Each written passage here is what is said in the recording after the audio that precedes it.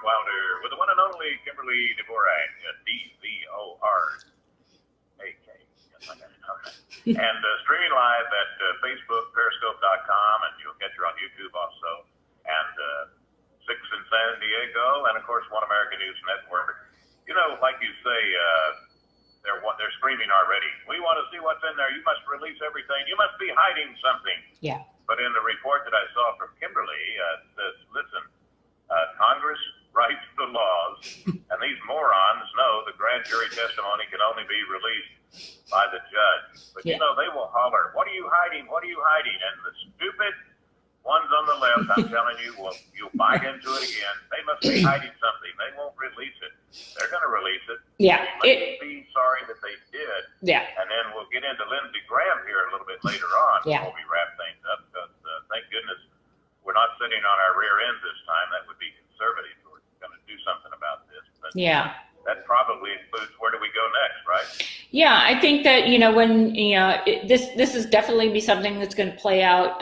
The Attorney General, Barr, he has now pushed this out to all of the different divisions within justice that are responsible for declassifying and releasing information that's not going to be harmful for methods and processes, and also protecting people who may really have nothing to do with this, but some way, somehow they were picked up and they called somebody and they happen to be a friend, not part of it, but we know law enforcement kind of whoever calls, they backtrack and they'll talk to people. So they're going to go through and try to figure out all of this stuff. And again, I kind of wanted to make that point that Congress often forgets. I mean, they sit up there on Capitol Hill behind me here, and they beat their chest about, every little thing that Trump is doing wrong, or the Republicans or their own party. And they forget that they're the ones who write the law. And the thing is that for the last really 15 or 20 years, they've abdicated that ability to actually be the, stronger form of our, 3-tier system. And they've just relinquished power to the executive branch. Well, this is what happens when you put stuff in the executive branch. So I think that, there's going to be, definitely some soul searching on this. And that they're going to try to, I believe what they'll try to do is go after this through the New York District Court, which they're already saying they're going to try to go after Trump and his associates up there. Every single court case, though, that has come before the president, and when he's done, said we're going to do an executive order on this, it's a really slow and ugly process in the process of it, I guess. But, he's won on appeals on all these, or if it's gone to the Supreme Court, he's been able to, he's proven right that he does have the power to do this. And Congress could say, no, you don't have that power, but that they would actually have to be writing law.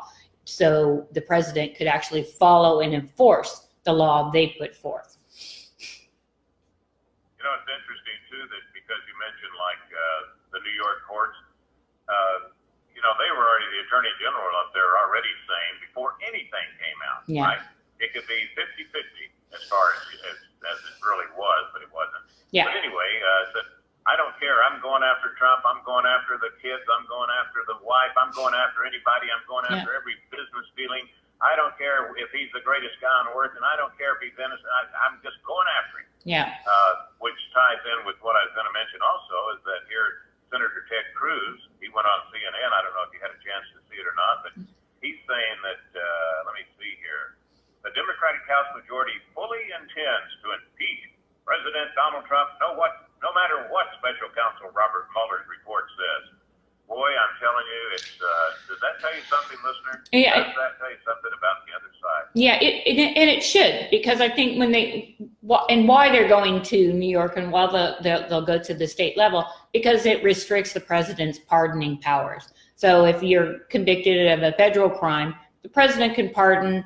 They can, reduce your sentence. They can, they have all of those luxuries. But if this goes through New York, then the president doesn't have that luxury. So what we'll see, and I think you'll start seeing more, is you'll start seeing more of Trump associates gone after on a lower court level, just to, in effect, try to find some crime that the president has committed. Of course, when he's the sitting president, he can't be charged with something like that that would convict him of crime. That's just the way our system works. Again, lawmakers could write this. They could do the changing of the Constitution. They have all these abilities before them, but they just don't want to. And they're just looking for a crime. And if you spend millions of dollars and you spend, millions of hours by how many people, and you find nothing, you find it very chilling to know that people, over and above what they've done for the last 2 years, they still want to go after his kids. I mean, do you really think that, Hillary and Bill or the media would stand up if the Republicans were saying, we're going after Chelsea Clinton? She's just a bad person. She's going in handcuffs. She's been doing, you just have to look at it. It's just so, ludicrous on the face. And yet it has a very chilling effect for, the family members and also for people thinking or considering running for president or high office, because who wants to put their family through this? That's the question people need to, ask. Is this really where we're going to go? Well, and Chelsea, she seems to get out there and get more exposure on things she's doing, crazy things she's saying. But I'm sure, she feels like, hey, I'm immune to all this. I'm not a member of the Trump family, so they're not going to come and get me.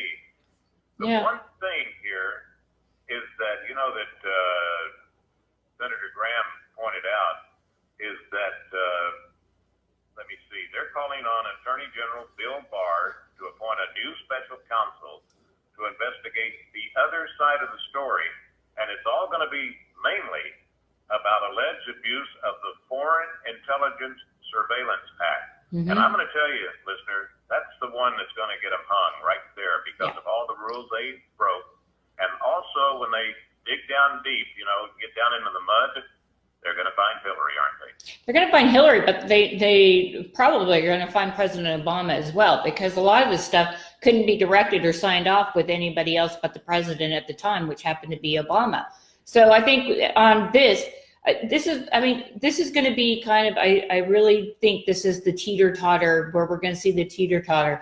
If the Democrats really want to go after Trump and continue to push this, then I think that, senators like Lindsey Graham and others will say, look, okay, you know what, now we're going to figure out what's going on with the FISA thing. We're going to get this information released. We're going to say who leaked this. Remember all the names that were leaked, and those came at the request of Samantha Power, who was the UN person, and you got Susan Rice, who was Benghazi talking points off the map. You have President Obama. You've got Ben Rhodes. You have all of these advisors.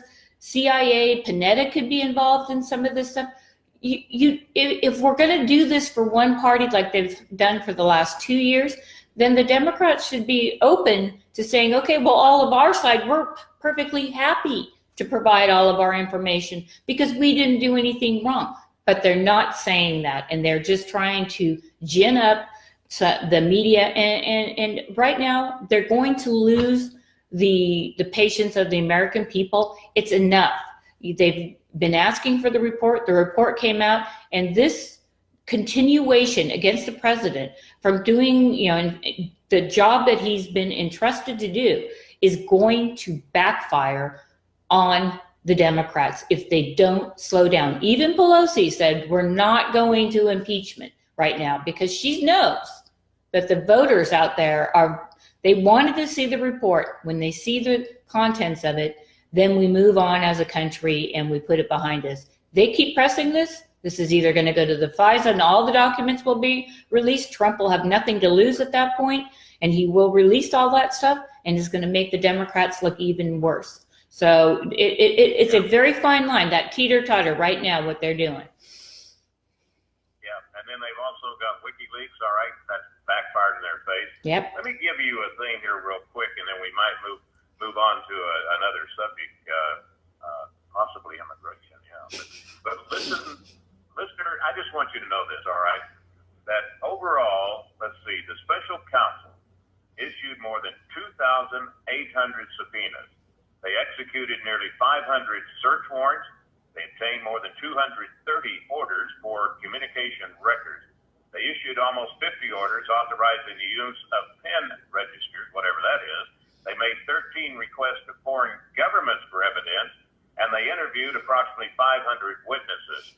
Now, And of course, they sent out some stormtroopers and what else?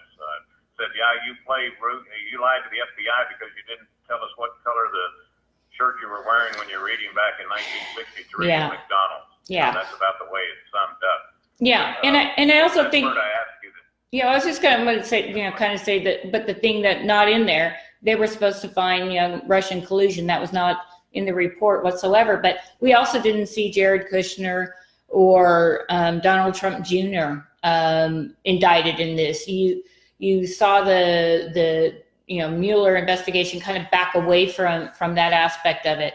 You also saw that Mueller did not fire, or that the president didn't fire Mueller. He let them come out with a report. He has not called up to justice and said, hey, okay, we need to suppress this. That, has been made crystal clear. None of that stuff happened. So there's a little bit of the egg on the faces here. I'm assuming by the week's end, we'll have all kinds of frantic new revelations, kind of like Avenatti now, who tried to ruin Trump's life, now under arrest and, going to most likely go to jail for fraud for Nike. Yeah. Yeah. That's a lot of shoes. So, but it's just, I think that it's telling. And I think that the way they're going about this, the inside the Beltway here, people are all up in arms. Oh my gosh, they're trying to read every single word, a different way to make their case.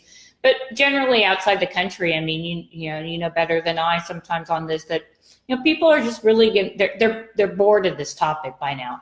They're like, yeah, okay, they found nothing, we'll move on. Just go beat them in 2020 if you have something to run on. But they have nothing right now to run on. Speaking of that, beat him in 2020. I don't know. I think I was watching, what's his name? Greg? Gutfeld? First name right now. Yeah, Greg Gutfeld. Thank you. And talking about, one of his monologues, and the obvious thing to do is for Trump, all of a sudden to resign as a Republican and say that he's going to run as a Democrat. And then he would get to debate every one of those guys that are running. Oh, and women and undetermined, yes. But interesting. One other note here real quick. You said about the Russians. Yeah. The note says the special counsel did not find any Trump campaign or anyone associated with it conspired or coordinate with Russians who worked on those hacking efforts, according to Barr's letter, despite multiple offers from Russian-affiliated individuals to assist the Trump campaign. Sounds like they had a lot of volunteers, but they were all Russian liars. And then that Trump didn't take the bait on any of that stuff. And I think that's commendable. I think that's good news. I think this country should be happy that didn't happen. I think that people, and some people in the media need to be held accountable for some of the things they say on TV, like the president is indeed a Russian agent. That to me, if there's ever propaganda out there, that's propaganda. There was never any evidence of something like that, not even remotely close to anything like that. So I just think that, the moving forward, the tone needs to, kind of calm down, let the 20 plus candidates, fight it out, and let's move on and make sure that we get back to doing things we need to do, like protecting our southern border, which is just open for business for anybody who wants to cross, it seems. Well, and, one other thing real quick, I think it's Nadler. Oh, conclusion, it's in plain sight. Where is it? Show me. Well, can't show you right now, but it's in plain sight. Yeah. And the media on the left, they've got to, realize, hey, come on, start reporting, the facts. Leave it up to talk show hosts. But you're seeing, what you're seeing here is you're seeing Politico, you're seeing the Wall Street Journal, you're seeing some of the bigger news outfits actually starting to tone back their rhetoric and kind of provide a little more fair story writing, because they know that 2020 elections are coming up and they'd like to have access to the president to interview him. So what you're seeing, I have seen a shift in this. Yeah. I know that we were going to talk about the border here, but I have to ask you real quick when we got a minute before the break. Sorry to do this to you. But I keep seeing on social media that Judge Deneen is coming back on the 30th. Have you heard anything about that? I have not heard anything about it, but I think that, that whatever Fox did or the executives did was completely, ludicrous. I mean, they're typically they come under fire from every media outlet on the table. To think they would take, Justice, I mean, she's a judge, for crying out loud, off the air because they didn't like her point of view, or someone on the left didn't like her point of view. I mean, this is why I encourage certain people. I mean, like, if you like what Tucker Carlson is talking about, then watch Tucker Carlson. And if you like what, Rachel Maddow, I mean, actually, listen to, the people that you think are going to give you the best information. But when we take people off the air like that, that's sending the wrong message. And again, I mean, it's a chilling effect. What can we say? I mean, we don't have a free and unrestricted First Amendment anymore, unfortunately. That's gone in this country as well. Yeah. I think it has something to do with, the freedom of the press. Yeah. They'll say, oh, yeah. Hey, listen, got to take our final break. When we come back, I'm going to leave it up to Kimberly, but she's got some latest numbers, and we still need to declare an emergency at the border. Look what they did in El Paso. They had to close down all of their inspection stations, right? So the guys can go and take care of the little children and the little women and the old men coming in with the migrants. All right. Kimberly Dvorak, thekdreport.com. We'll be right back.